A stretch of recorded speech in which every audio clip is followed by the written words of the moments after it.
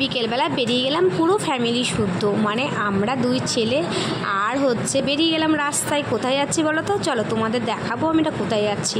তো দেখতেই পাচ্ছ আমরা একদম পুরো রোডে রয়েছি, আর কাছাকাছি বেশি দূর না, তো চলে এসেছি। আমরা এসেছি মেলায়, আর একদম জানো তো বন্ধুরা, রোডের সামনে একদম মা রয়েছে, বেশি দূর না।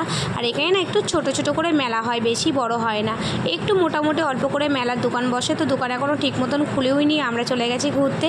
তো ছোটো ছেলের বায়না উঠেছে, গাড়ি চড়বে, গাড়ি চলে দিয়েছে। এখন বড় ছেলের বায়না করছে, ও এখন লাফাবে, এটা লাফানোর মধ্যে খেলবে। তো আমি বললাম ঠিক আছে, নিয়ে খেলা করুক। বড়মশাই বললো ঠিক আছে। আমি আর আমার বড়মশাই কী করব, ওরা যেহেতু খেলছে, তো আমি একটু ভিডিও তুলে নিচ্ছি। আমরা দুজনে দাঁড়িয়ে আছি, যেহেতু ওরা খেলা করছে, আমাদের একটু দেখতে হবে, ওদের ছেড়ে দিয়ে তো আর চলে আসা হবে না।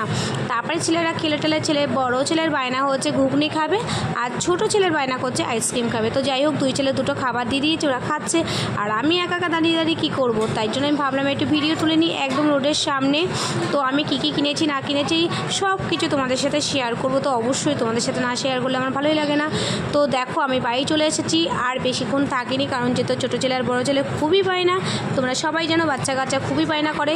তো একটুখানি মেলা, তাই কী হয়েছে, আমার তো খুবই ভালো লেগেছে, আমার খুবই খুশি হয়েছি। যার মন ভালো আছে তো মেলাটাও বড়োই হয়ে যাবে, যার মন ভালো তো সব ভালো। তো যাই হোক, আমি কী নিয়ে এসেছি কিনেছি সব কিছু তোমাদের দেখাবো। তো চলো। তো বড় ছেলে কিনেছে, ছোটো ছেলে কিনেছে গাড়িটা, আর বড় ছেলে কিনেছে এই বন্দুকটা। দেখো, যত ছোটোবেলায় ছিলাম না, তখন খুব মনে পড়ে ছোটোবেলার কথাগুলো। যদি একটু ছোটো থাকতাম তাহলে খেলতে পারতাম।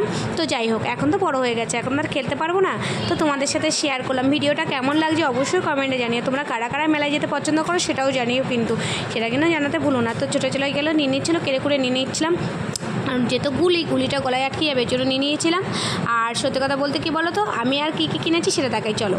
তো আমি নিয়ে এসেছি একটা নিমকির প্যাকেট নিয়ে এসেছি, আর নিয়ে এসেছি একটা এই মটর দিয়ে বাদাম দিয়ে আর নিমকি ভাজার মতনই, বাদাম চানাচুরির মতনই নিয়ে এসেছি। নিমকি ভাজা খেতে আমার খুবই ভালো লাগে, বিশেষ করে চা দিয়ে। তো আমি চা দিয়ে খাওয়ার জন্যই কিন্তু নিয়ে এসেছি। আর নিয়ে এসেছি এই ডালের কৌটোটা, সবসময় তো প্রেশার কুকার ইউজ করা যায় না, তাই।